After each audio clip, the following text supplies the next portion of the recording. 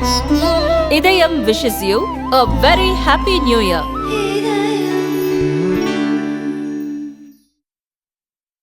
ஊடக பத்திரிகையாளர்களுக்கு இனிய மாலை வணக்கம். இன்றைக்கு திருச்சி ஏர்போர்ட் அட்வைசரி கமிட்டி உடைய முதல் கூட்டம் இன்றைக்கு நடைபெற்றது. திருச்சி விமான நிலையத்திற்கு உண்டான அந்த ஓடுதள விரிவாக்கம் மற்றும் இங்கே இருக்கிற வர பயணிகளுக்கு உண்டான சேவைகள் குறித்து இன்று விவாதிக்கப்பட்டது. குறிப்பாக உங்களுக்கு திருச்சி உங்களுக்கு எல்லாருக்கும் தெரியும். உங்களுக்கு போன வருஷம் சர்வதேச ஒரு அளவில் ஒரு நல்ல ஒரு பன்னாட்டு விமான நிலையம் நமக்கு ஒரு கட்டடம் நமக்கு கிடச்சிருக்கு. ஆனால் இவ்வளோ பெரிய விமான நிலையத்துடைய கட்டடம் வந்தாலுமே கூடுதல் விமான சேவைகள், குறிப்பாக பெரிய விமானங்கள் இங்கே இறங்குறதுக்கு உண்டான வசதிகள் கிடையாது. அதுக்கு தான் அந்த ஓடுதளப்புடைய விரிவாக்கம் அதுக்குண்டான ஒரு இன்னும் நில கையகப்படுத்தல் இனி முடியலை. இனி வர சில ஃபார்மாலிட்டிஸில் முடிக்காமல் இருந்தது. அதனால் இன்றைக்கி முதல் மீட்டிங்கில் டிஸ்கஸ் பண்ண கடந்த 6 மாதங்களாக இது முதல் அஃபிஷியல் மீட்டிங், இது முதல் மீட்டிங்கு. ஆனால் அன்அஃபிஷியலாக நான் நாடாளுமன்ற உறுப்பினர் கிட்டத்தட்ட இது வரைக்கும் மாவட்ட ஆட்சியர், டிஆர்ஓ, அவங்க ஏர்போர்ட்ஸ் டைரக்டர் வச்சு கிட்டத்தட்ட 3 கூட்டங்கள் நான் நடைபெற்று உங்கள் பத்திரிக்கையில் உங்களுக்கு தெரியும். ஸோ இன்றைக்கி மீட்டிங்கில் இந்த 6 மாதங்களில் என்ன நடைபெற்றது, குறிப்பாக அந்த திருச்சி விமான ஓடுதள விரிவாக்கம் குறித்து எவ்வளோ பணிகள் நடைபெற்றிருக்கு. கிட்டத்தட்ட இப்போது 97 விழுக்காடு அந்த பணிகள் முடிஞ்சிருச்சு. மொத்தமே ஒரு 3 ஹெக்டேர் தான், 3 ஹெக்டேர் நிலம் தான் நம்ம கையகப்படுத்த வேண்டியது இருக்குது. அது தவிர்த்து பொறுத்த வரைக்கும் என்னென்னா, இப்போது உயர்கொண்ட கால்வாய் பார்த்திங்கன்னா அது ஒரு உள்ளே போகுது, ஏர்போர்ட் இந்த ஓடுதள பகுதியில் போகுது. ஸோ அதுக்கு பொறுத்த வரைக்கும் நம்மளுடைய நீர்வளத்துறை அவங்கக்கிட்ட கேட்டிருக்கிறாங்க, சில டெக்னிக்கல் இஷ்யூஸ்லாம் கேட்டிருக்கிறாங்க.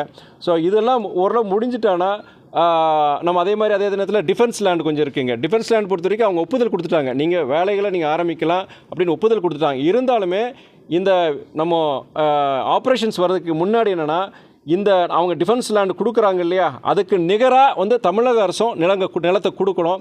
அதுக்குண்டான என்னென்ன ஃபார்மாலிட்டிஸ் இருக்குது, அதுக்குண்டானது நாங்கள் பேசியிருந்தோம் நாங்கள்.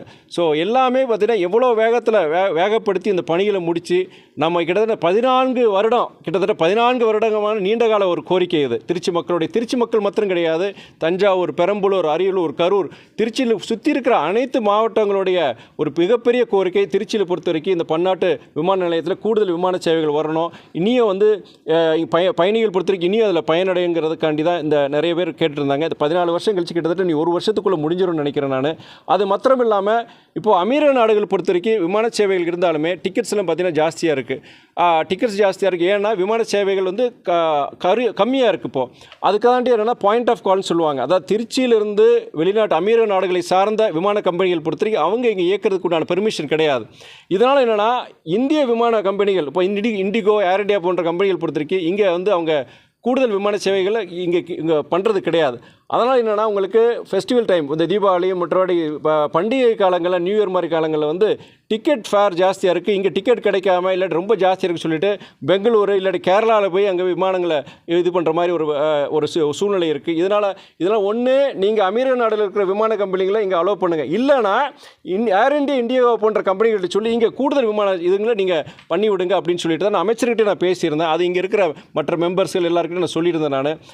அது இல்லாமல் பொறுத்த வரைக்கும் உங்களுக்கு விமான நிலையத்துக்குள்ளே உங்களுக்கு இஸ்லாமியர்கள் பொறுத்த வரைக்கும் தொழுகை பண்ணுறதுக்கு நம்ம டிபார்ச்சர் ஜோன், புறப்பாடு ஏரியாவில் இருக்குது. அவங்க தொழுகை பண்ணுறதுக்கு உண்டான அந்த ப்ரேயர் ஹால் இருக்குது. அரைவல் இதில் கிடையாது. நான் ஏற்கனவே போன 2 மாதம் முன்னாடி சொல்லியிருந்தேன். அதுக்குண்டான இடத்த ஒதுக்கிட்டாங்க. இனி அந்த பணிகள் முடியல, 1 மாதத்துக்குள்ளே அவங்க பண்ணி முடிக்கிறேன்னு சொல்லியிருக்காங்க. ஸோ இஸ்லாமிய சகோதரர்கள் பொறுத்த வரைக்கும் அவங்க வருகை பகுதியிலையும் பொறுத்த வரைக்கும் அவங்க அந்த தொழுகை செய்கிறதுக்குண்டான அந்த ப்ரேயர் ஹால் அந்த இது கண்டிப்பாக இனி 1 மாதத்தில் வந்துடும்.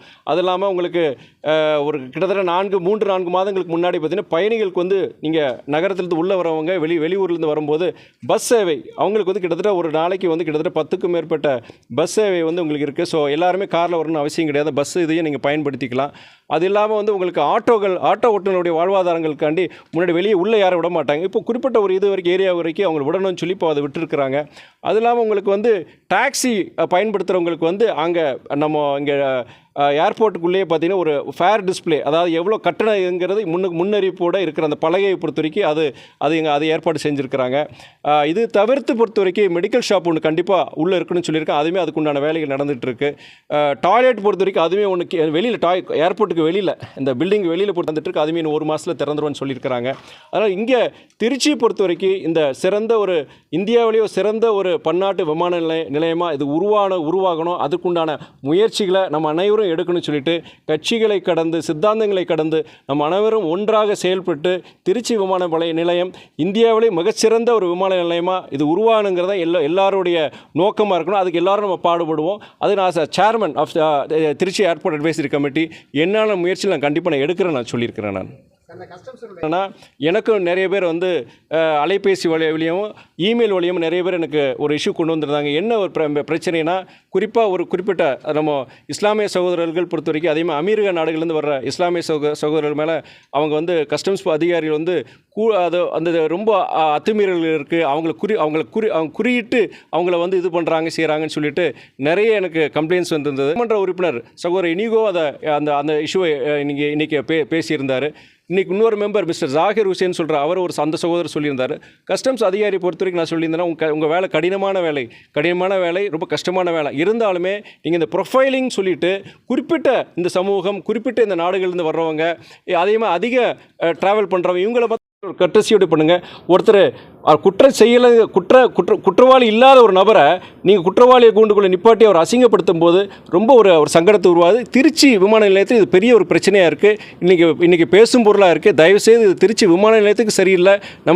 உங்களுடைய கஸ்டம்ஸ் டிபார்ட்மெண்ட்டுக்கு ஒரு கெட்ட பேர் அவப்பேர் உருவாக்கும். உங்களுடைய சக அதிகாரிகள்கிட்ட பேசி இது ஒரு சென்சிட்டைஸ் பண்ணி இந்த மாதிரி பண்ணக்கூடாதுன்னு சொல்லிட்டு பண்ணுங்க. அடுத்து எனக்கு அது விஷயமா எனக்கு ரிப்போர்ட் கேட்டிருக்கேன். நான் கண்டிப்பாக நான் என்னோட முயற்சி நான் எடுப்பேன்னு சொல்லி அவர் கஸ்டம்ஸ் அதிகாரியும் சொல்லியிருக்கிறார்.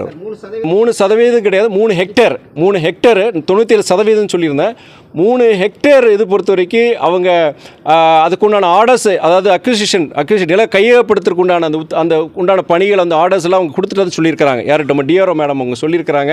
அவங்க க்ளோஸாக ஃபாலோ பண்ணிகிட்டு இருக்காங்க. கண்டிப்பாக என்னோட இதுபடி அநேகமாக ஒரு 3-4 மாதங்களில் முடிஞ்சிடும் எனக்கு நம்பிக்கை இருக்குது. அது எதுவும் சிக்கல்கள் இருக்காதுன்னு நான் கேள்விப்பட்டேன் நான். ஏன்னா அவங்க வந்து கொடுக்க முடியாதுன்னு சொல்லி கோர்ட்டுக்கு போகிறதுக்கு ஏதாவது வாய்ப்பு இருக்கா அது மாதிரி கேட்கும்போது கண்டிப்பாக எது இருக்காதுங்க. அது நம்ம இன்னும் ஸ்மூத்தாக முடிஞ்சிடும். 2-3 மாதத்துலேயே கூட முடியறதுக்கு நம்ம வாய்ப்புகள் இருக்குன்னு சொல்லியிருக்கிறாங்க. தவறான அதை நீங்களே சொல்லிட்டீங்க ரூமர்னு, அது வதந்தி தான். ஏன்னா வந்து திருச்சி அந்த புதுக்கோட்டை பாதையை பொறுத்த வரைக்கும் அங்கே ஓடுதலை வருதுன்னா அது வந்து அப்படி வரதுக்கு முன்னாடி கீழே அண்டர் பாஸ் மாதிரி